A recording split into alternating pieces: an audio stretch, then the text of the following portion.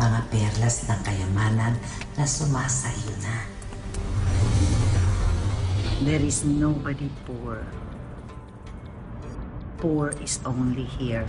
Ang ating paniniwala, ang ating mga beliefs, siya ang pinagsisimulan ng lahat. It all starts with one's mind. So kung naniniwala ang isang tao na siya ay nilikha ng Diyos na mahirap at yung ibang tao ay nilikha ng Diyos na mayaman, ang pag-iisip o ang pagkakilala niya sa kanyang sarili na siya ay mahirap, ayun ay isang makapangyarihang magnet, no?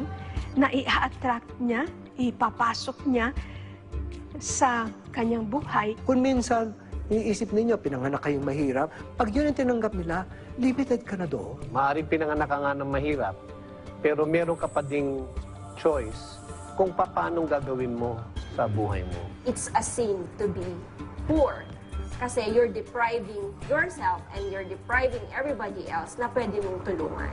Even if you are in that situation, you may be able to rise. Kapag ka gusto mong magkaroon ng pera, magkaroon ka ng abundance, pabaguhin mo din yung consciousness mo.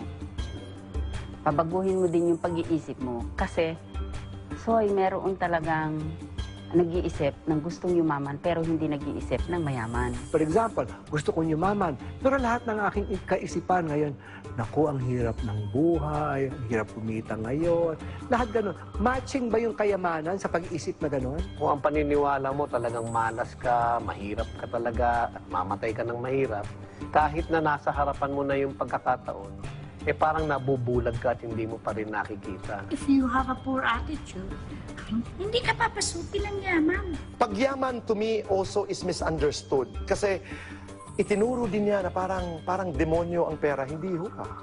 Hindi.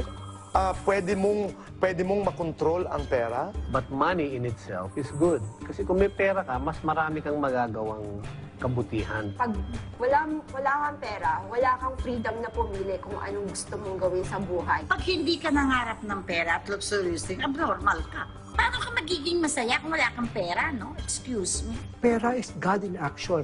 Marami sa atin hindi yung mayaman dahil ang impression natin ng pera hindi maganda. Ako sasabihin ko sa'yo, I love money. I welcome money. You get what you want. You get what you feel. You get what you visualize.